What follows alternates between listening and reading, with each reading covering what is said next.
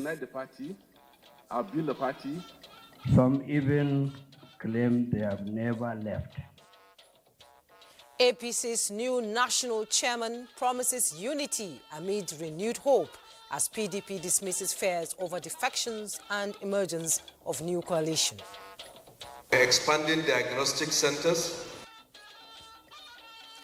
Cancer treatment gets more accessible as federal government launches oncology centers in Katsina, Enugu and Edo. Are part of efforts targeted towards facilitating the emergence of a productive, commercial and resilient livestock sector.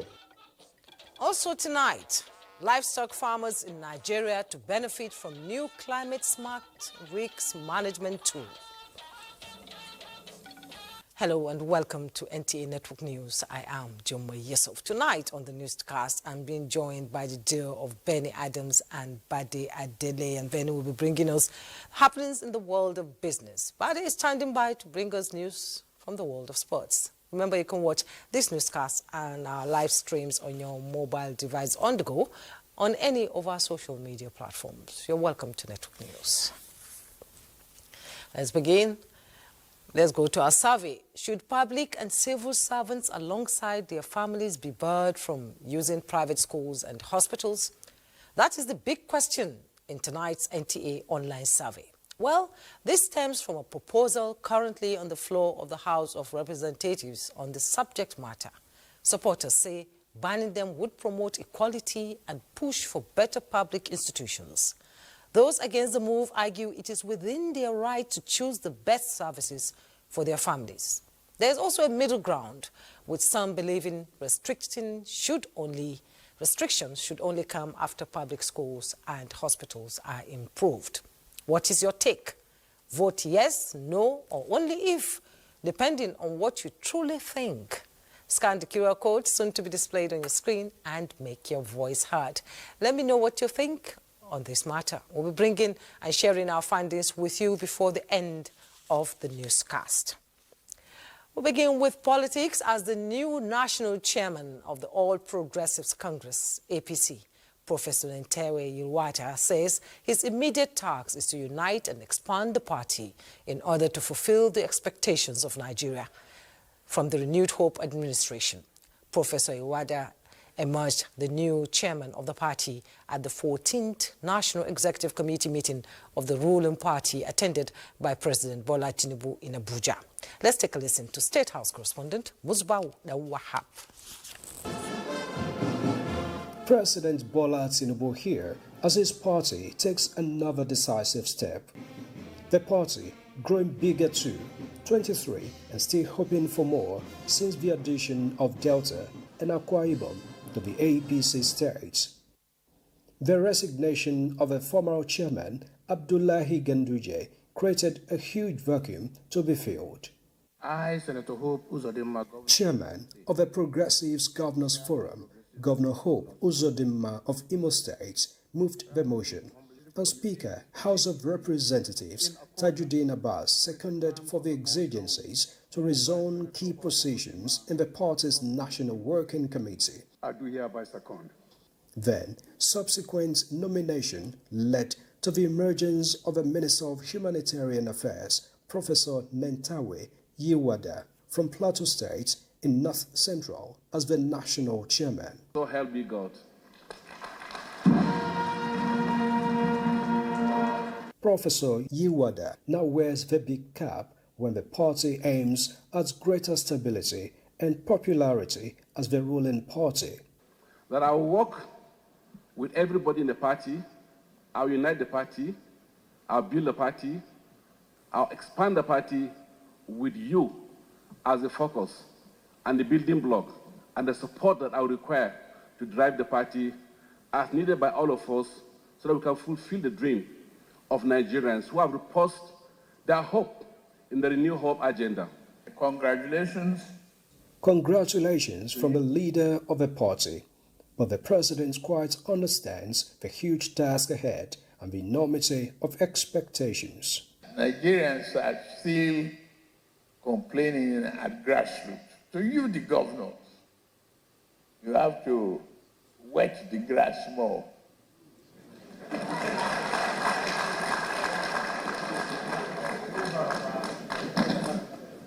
And lead the way in delivering progressive change to Nigerians. Those who are working with me to achieve sovereign food guarantee for our country, we will continue to work hard for you, for the Nigerians. President Tinubu reported the progress of the nation's economy as he assures that his administration remains committed to renewing the hope of Nigerians. As the president, I will continue to work harder and make sure that the essence of our party is not forgotten. I thank all of you outside there. It is not easy to navigate the stormy water of economic instability. Now that the economy is stabilized, no other fear for the country except upward movement and sustained growth, I can assure you.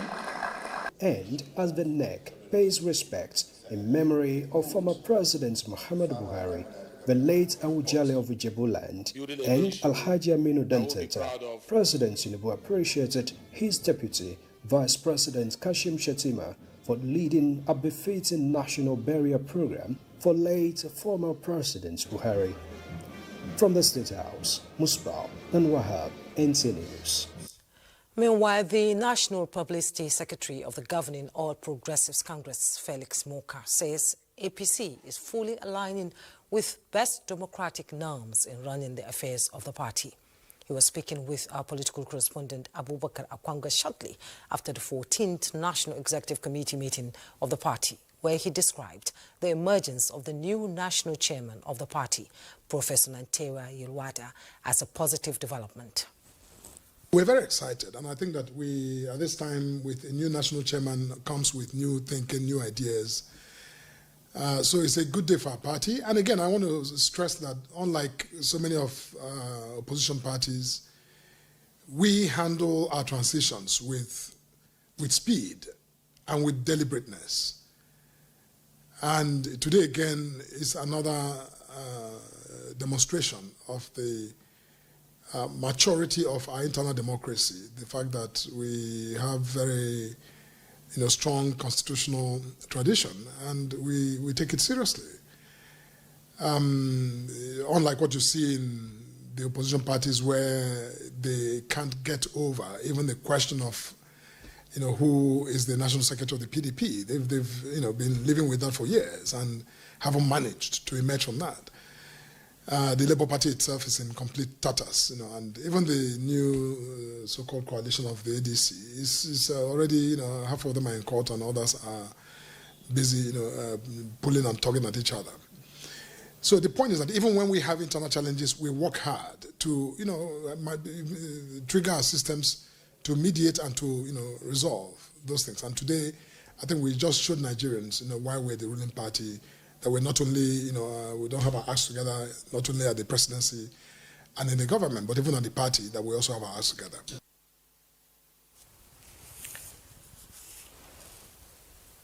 In the meantime, the 7th National Chairman of the governing All Progressives Congress, Professor Nantewa Yilwada, has formally resumed work at the party's National Secretariat in Abuja. Political correspondent Abubakar Akwanga tells us more. At an inaugural meeting presided over by the new national chairman of the party, Professor Nantewa Yilwada pledged unwavering commitment towards the unity, strength and prosperity of the governing party. The national chairman promised to consolidate on previous gains achieved and initiate new ones that will promote internal democracy and advance the common cause of the Nigerian people. You've been my partners, and I expect nothing less from you that we all join hands together as a team to work together to ensure that we expand this party, we increase membership, we deepen technology that you already started, and ensure that this party is transparent. This party enjoys the support of Nigerians and even beyond the shores of Nigeria to diaspora. He appreciated President Bola Ahmed Tinubu for the support and guidance and vowed not to let him or any member of the governing All Progressives Congress down in rebuilding a process that will guarantee the continuity of the renewed hope agenda. The National Working Committee later sworn in the National Legal Advisor, Professor Abdulkarim Kana, into the office of the Deputy National Secretary of the party following the resignation of the former occupant of the office, Festus Fuanta, while Murtala Aliyu is now the National Legal Advisor of the governing All Progressives Congress in Abuja. Abubakar Akwanga, NTA News. And from the PDP, we're hearing that the party is unshaken by recent events involving defection of its members, amongst other issues. This came to the fore as the 101st National Executive Committee meeting of the People's Democratic Party ended in Abuja. Correspondent Timothy Yusuf reports that the issue of some of its members taking part in a coalition was top on the agenda, with the party saying it would not lose sleep over what could only amount to a political experiment. The National Secretariat of the PDP Abuja again came alive. Moving into the National Executive Committee Hall, members of all organs of the party who are NEC members converged for the business of the day. 101 NEC meeting of the PDP. Successes being recorded in the party's survival quest dominated discussion here. Many who jump on from one side to the other return to our fold. Some even claim they have never left. We know of our internal issues, and we have always had capacity to deal with our internal issues. I believe even those who have taken a trip, majority will be temporary. From the party's Governors Forum to its National Assembly caucus, there were expressions of optimism that the PDP is again bouncing back to its former glorious days. This is not time for calling names. This is not time for abuses. We sympathize for those who became impatient and left, but certainly they will understand their follies. Where we'll still leave the door ajar for them to come in when they wish to. This last crop of persons that are in PDP now, making sure that PDP rebuilds again and becomes that formidable alternative for all Nigerians, are in politics by conviction. If there is any doubting Thomas, you should now believe that PDP has an in-house cleansing mechanism. The 81st Board of Trustees meeting of the PDP earlier held, ushering in the 101 NEC meeting. Timothy Yusuf, NTA News. Now to matters of governance. Vice President Kashim Shettima has stated that President Tinubu's bold policies are being implemented both in the interest of Nigerians and to create an enabling environment for serious business operations in the country. He stated this when he met with the newly elected executives of the Nigerian Association of Chambers of Commerce, Industry, Mines and Agriculture, NASIMA, led by the National President Jani Ibrahim at the Presidential Villa. State House correspondent Abdurrahman Jibrila reports. Nigeria is ready for business, Vice President Kashim Shettima noted, and President Tinubu has never shifted ground on his bold economic reforms because they are for the interest of Nigeria. I want to assure you that the current administration is your own. Because the president speaks your language, the language of commerce. He grew up in that ecosystem. He knows how businesses are run. I can assure you that Nigeria is ready for business. And you are the drivers of change. We'll support you, create the enabling environment for you to prosper. We cannot meet the $1 trillion economy target without your support and endorsement.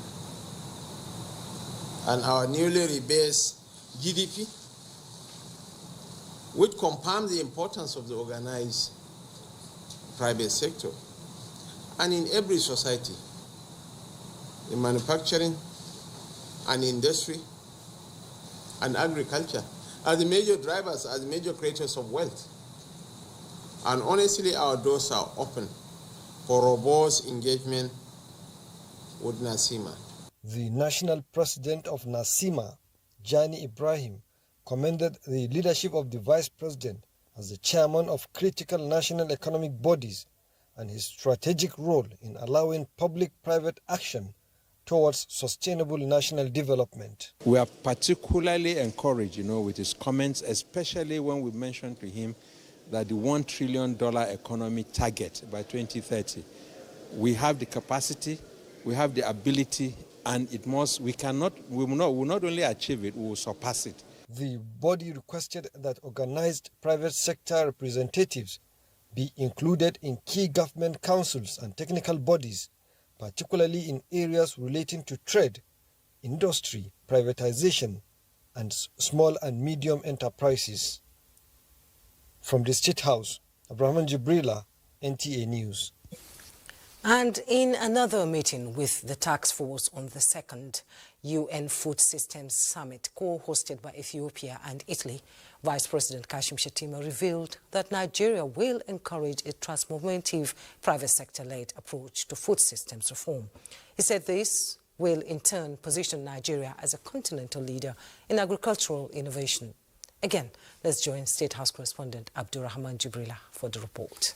Outlining a framework that will reshape Nigeria's approach to food security by empowering private enterprise through government support structures is a major agenda for the federal government. Vice President Kashim Shettima hinted that government is ready to introduce single-digit credit facilities to finance agricultural ventures, similar to how countries like South Korea supported industrial conglomerates in their early development. Our role as government is just to de-risk, catalyze, and convene. Not to dictate, not to get actively involved. In policy formulations and support structures, we will. But beyond that, the government has no business being in business. We should allow the public sector to drive the process. As we respond to today's food emergency, we must not lose sight of the deeper mission to entrench a market-driven food system that feeds our people, drives industrial growth, and positions Nigeria as a continental leader in food systems innovation and trade. Vice President Shettima outlined 3 key objectives for Nigeria's delegation to the Ethiopia-Italy co-hosted summit, which include positioning Nigeria as a thought leader on African food systems reform, leveraging international partnerships aligned with domestic priorities, and advancing a private sector-led model for continental food transformation. The President's declaration of emergency on food in July 2023 and on food security and all the achievements that we have achieved within the last 2 years, from intervention to input provision to mechanization programs. This is just a midterm review, and we believe that much more will happen before the end of this first tenure. The second UN Food Systems Summit Stocktake, scheduled to take place in Addis Ababa, Ethiopia, will bring together global leaders to assess progress on food systems transformation commitments made during the inaugural summit. From the State House, Abraham Jibrila, NTA News. We pause. You're watching NTA Network News. Now, the President of the Senate, Godswill Akpabio, has directed standing committees to step up oversight functions to ensure implementation of policies across sectors for the benefit of citizens. This was during today's plenary as the Red Chamber adjourns for its annual break. National Assembly correspondent Lami Ali reports. The lawmakers, after arrival for plenary, resolved into an executive session, at the end of which listed items for consideration were stepped down as the leadership announced adjournments for the annual Senate break. That the Senate adjourn to the 23rd of September 2025. Undertake major oversights. So during this period, Members are expected to travel to Sokoto, to everywhere, to observe the routes that are going on. And by the time we resume, you are expected to bring your reports, committee by committee, for us to look into. In the light of the directive, Senate Committee on Local Contents commenced the process by engaging leadership of the Nigerian Labour Congress to share ideas on enhancing implementation of President Tinubu's Nigeria First policy, which seeks empowerment of Nigerian workers through expansion of job opportunities across the oil and gas, science, engineering and other industrial sectors.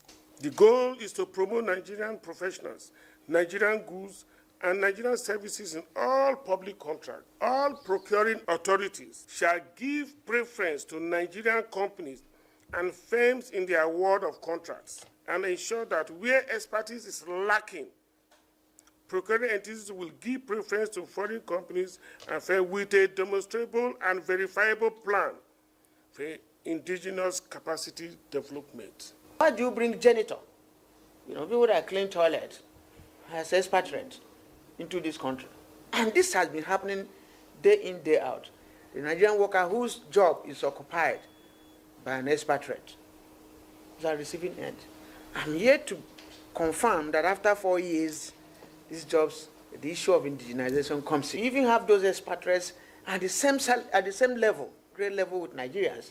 They earn double. You have discrimination in salary administration.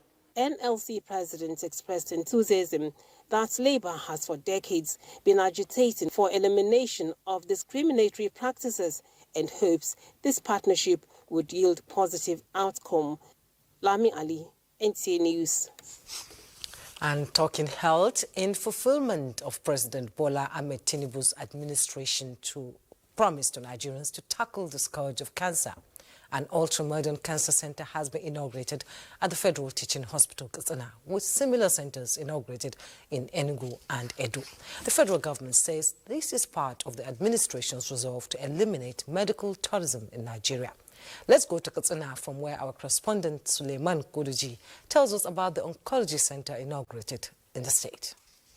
The decision of the present administration of President Bola Ahmed Tinubu to put in place required modern facility for early detection and screening of cancer in the 6 geopolitical zones of the country. Inaugurating the center, the president, represented by the coordinating Minister of Health and Social Welfare, Professor Muhammad Ali Pat, alongside Ministers of Information and National Orientation, Muhammad Idris, and that of Finance, assured Nigerians of the provision of effective and efficient healthcare service delivery.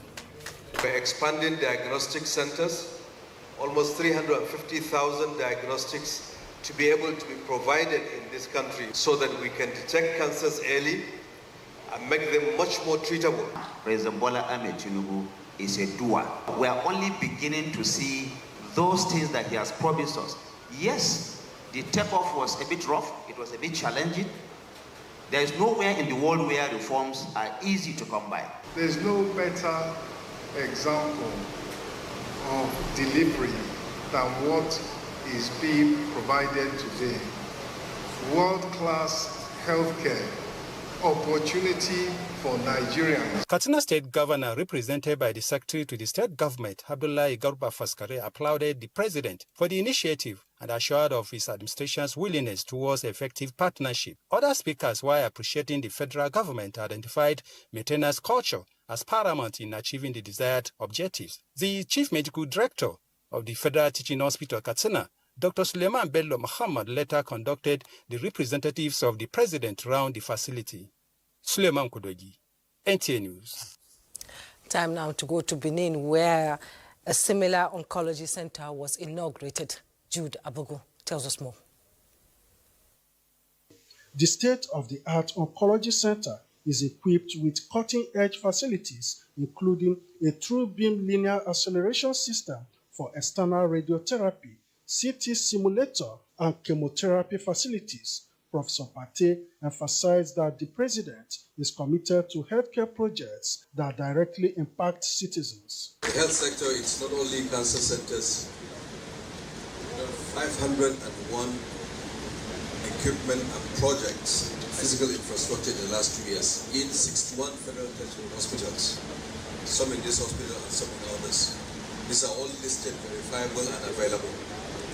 Thousands of primary healthcare centers have been revitalized, including here in Government officials, including Finance Minister Wale Edun, Information and National Orientation Mohammed Idris Malagi, and the Deputy Governor of Edo State are hopeful that the center will enhance access to cancer treatment in the South-South region.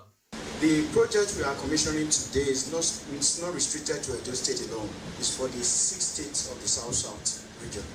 And we want to say thank you, Mr. President, and kudos to your administration. For 2 to 3 years now, UVTH has been one of the beneficiaries of the National Cancer Health Fund. We have treated more than 359 patients have benefited from this program to the tune of about 430 million. This world-class oncology center will serve as a reference center for treating breast, cervical, and prostate cancers, benefiting patients across the region. In Benin, Jude Abugu, NTA News. And Grace Chukuma brings us details on the inauguration of the Oncology Center in Enugu. In Nigeria, cancer has continued to be a major public concern, with rising incidence rates and significant mortality. It is against this backdrop that President Tinubu's administration, in line with its renewed hope agenda in the health sector, has built modern cancer treatment centers in Katsina, Edo, and Enugu states to curb the evolving health concern, while inaugurating the newly constructed Oncology Center in the University of Nigeria Teaching Hospital, Ituku Ozala. The Minister of Health expressed satisfaction with the cutting-edge technology in the center, describing it as a major breakthrough in the country's health sector. He said the cancer center has the capacity to address cancer concerns of Nigerians and even foreigners. The representative of Governor Peter Mba appreciated federal government for the gesture, adding that Enugu state government is open for more collaboration with the newly built ultra-modern cancer facilities. It is expected that cancer concerns in Enugu state and the southeast at large will be addressed with timely diagnosis, treatment, and management of patients. In Enugu, Grace Chukuma, NTA News. From health to agriculture, as Nigeria's livestock industry has continued to gain traction with life-saving initiatives as the nation launches pilot insurance product tagged index-based livestock insurance designed to provide climate-smart risk management support to livestock farmers. Africa Reinsurance Corporation, Livestock Productivity and Resilience Support Projects and partners are championing the initiative that's set to revolutionize the sector for economic growth and development. Yusuf Jika reports.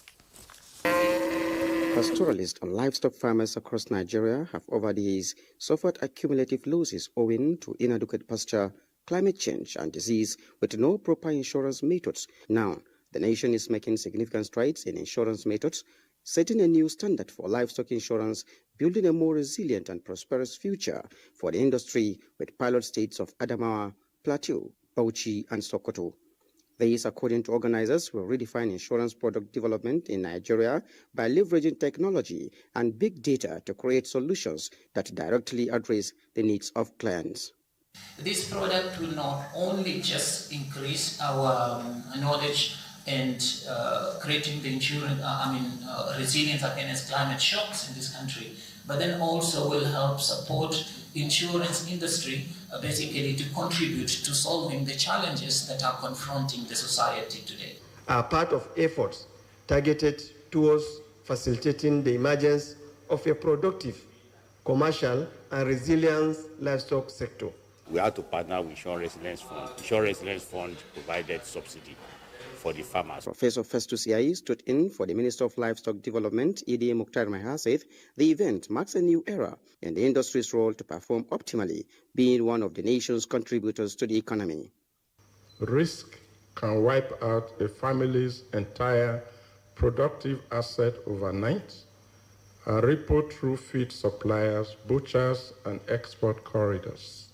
The index-based livestock insurance fosters economic stability in the livestock industry, contributing to food production, job creation, and economic growth. In Abuja, Yusuf Jika, NTA News. The National Coordinator of the Presidential Initiative on Unlocking the Healthcare Value Chain, PIVAC, Dr. Abdul Mukhtar, says government is committed to strengthening Nigeria's health system by supporting the local manufacturing of critical blood-based medical products. Dr. Mukhtar, who represented Coordinating Minister of Health and Social Welfare during the presentation of a report on stakeholders' perspectives on possible local manufacturing of human serum albumin and immunoglobulin for medical treatment in Nigeria, emphasizes the importance of these life-saving biological products across various healthcare sectors.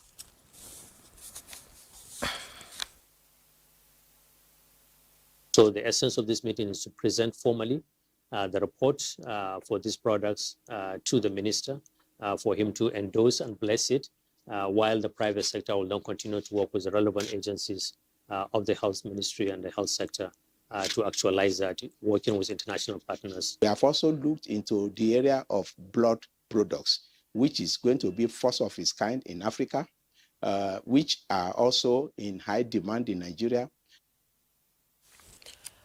We'll take a break. When we return, before the break ends, Benny Adams will be bringing us happenings in the world of business right after this break. Don't go away. It's Network News at 9, and it's that time we talk business. I will start by telling you that the Accountant General of the Federation, Shamsuddin Ogunjimi, has assured of the Treasury's commitment to innovative financial management practices that will positively impact the nation's development through management of public funds.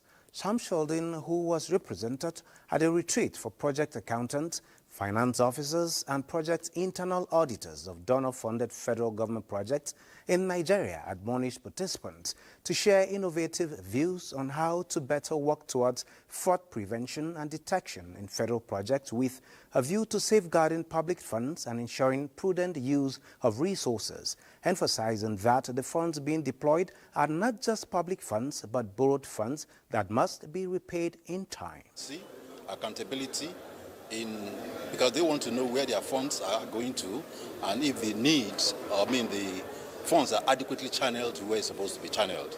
So I believe at the end of this deliberation, we will strengthen those loopholes, which we already have, and then see how we can, if possible, evolve creative or innovative approaches to attending to those issues. Their work is knowledge-based. It is professional work that you need the requisite knowledge to be able to perform optimally. And we have to continue to do this, to make sure that they do that, and so that they operate as officers that are on the global stage. It is about global best practices and nothing more. The funds in focus are for more than 40 donor-funded projects ongoing in the country. And now taking a look at energy, Nigeria's crude Bonny Light tops at the price chart as oil prices rose on Thursday, buoyed by optimism over U.S. trade negotiations that would ease pressure on the global economy and a sharper than expected decline in U.S. crude inventories. This is as Brent crude closed at $69.18 a barrel. U.S. West Texas Intermediate settled at $66.08 per barrel, and Bonny Light at $74.38 a barrel. Let's take a look at more of the numbers.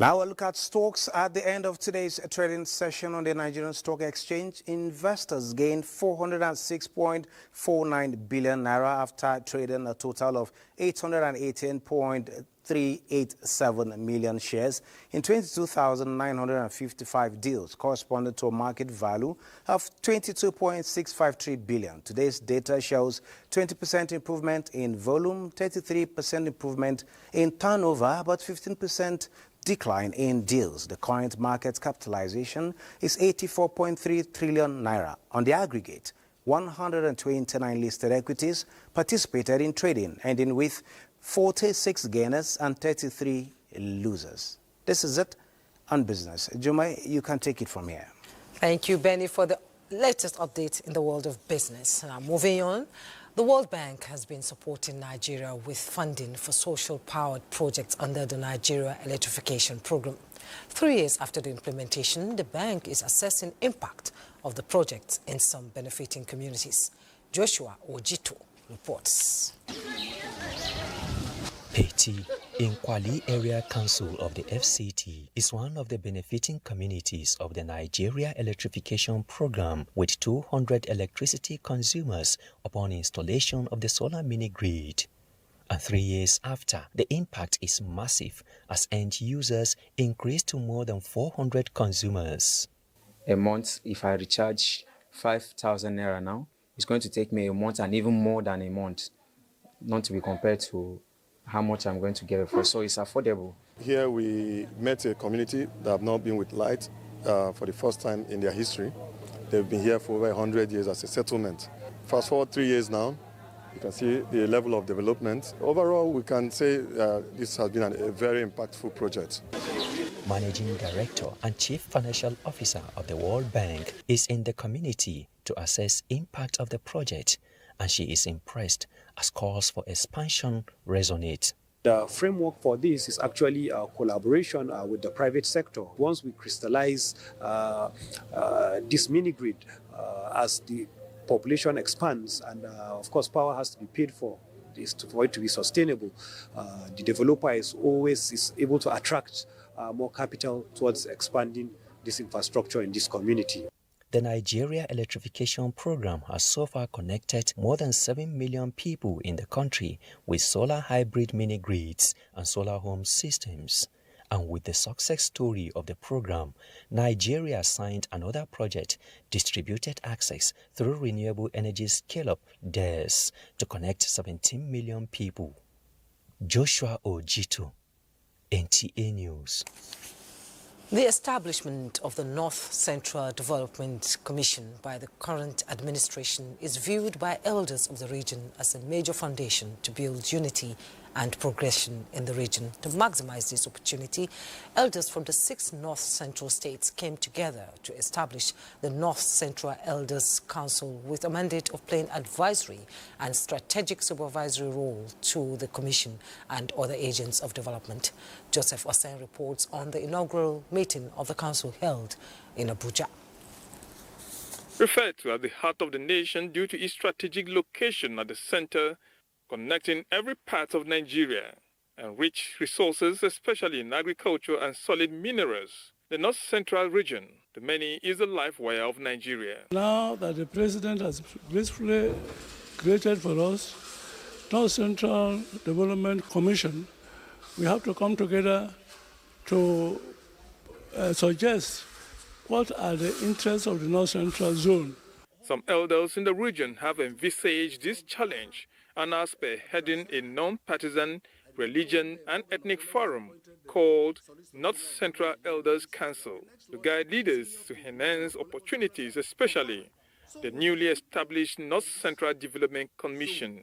To advise the management of the North Central Development Commission on the ways to promote, defend, and strengthen the unity, interests of its people in the context of one indivisible Nigeria. We appreciate this President Bola Ahmed Tinubu, for putting the North Central Commission in place. In Abuja, Joseph Otsen, NTA News. President Bola Ahmed Tinubu congratulates Major General Ibrahim Batamalgui Haruna, retired, on his 85th birthday.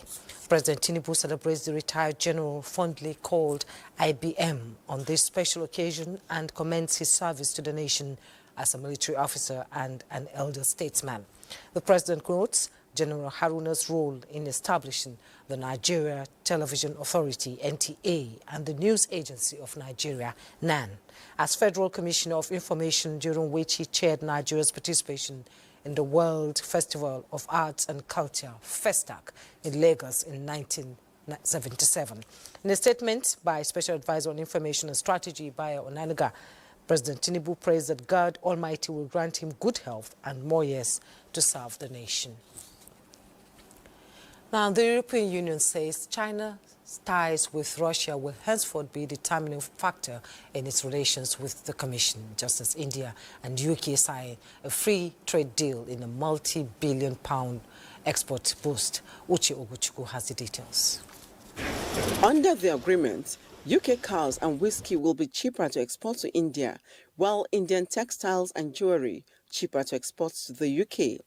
The deal took 3 years to reach and also commits to a new India-UK plan to tackle illegal migration. Prime Minister Keir said the UK-India agreement was the biggest and most economically significant trade deal Britain has made since Brexit. I'm really pleased and privileged to welcome you here today on what I consider to be a historic day for both of our countries. European Union Commission President Ursula von der Leyen met with Chinese Premier Li Qiang during a business summit in Beijing.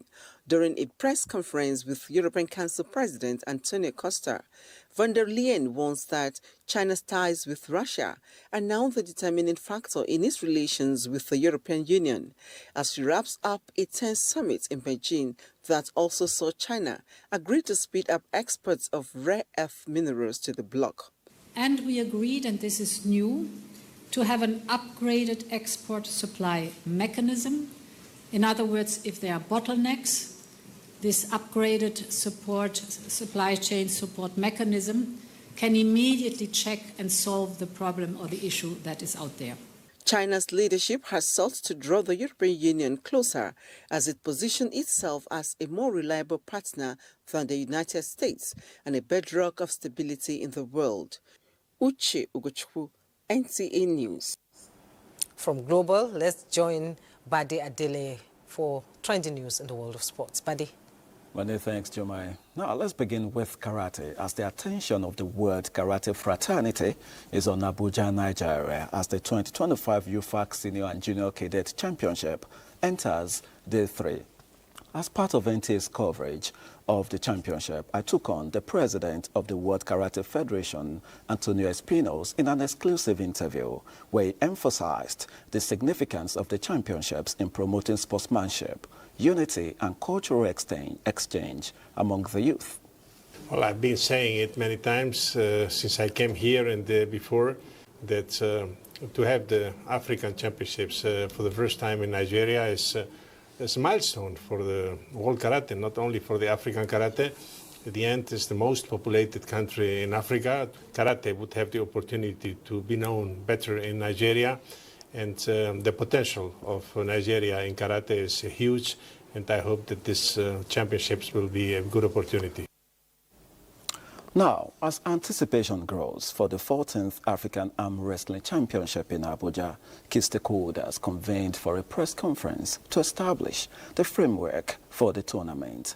The meeting aimed to clarify the rules and introduce new regulations, while also reassuring both athletes and fans of a top-tier sporting experience with no cheating. And beyond, if any African athlete is found culpable, the country will be responsible for that. For the first time in history, Nigerian sport budgets have been the best for the past 4 decades in this country. We should appreciate Mr. President for having confidence in all the team he picked to run. And sadly, Okogan, the iconic figure who played a pivotal role in transforming professional wrestling into a billion-dollar industry, has passed away at the age of 71. Organ, known for his bleach blonde hair and tan physique, became the face of professional wrestling in the 1980s, revolutionizing the sport from a disreputable spectacle into family-friendly entertainment worth billions. A significant moment in this transformation occurred during the WrestleMania the Third in 1987, when Organ famously body-slammed fellow wrestler Andre the Giant in front of a packed audience at the Pontiac Silverdome in Michigan. may so find rest. That does it on Sports Tonight. Let's return to Jumai. Oh, Bade, as a fan of wrestling, he'll be surely missed. And the Nzeku family announces the passing and funeral events from Diopa Fidelis Nduka Nzeku. Service of song comes up on Thursday, July 31st at St. Augustine Catholic Church, Ibusa at 5:30 in the evening. Body lying in state holds on Friday, August 1st at his residence, Umohule Quarters, Ibusa 9 to 11 in the morning. Thereafter, the funeral service followed at St. Augustine's Catholic Church, Ibusa at 12 noon. Only immediate family will attend, are billed to attend the interment at his home in Ibusa. And now to our survey results. We asked, should public and civil servants alongside their families be barred from using private schools and hospitals? Well, 41% of respondents say yes, 31% say no, and an astounding 28% say only after public schools and hospitals are improved. On that note, that's Network News for tonight. Thanks for watching. I am Jumai Yusuf.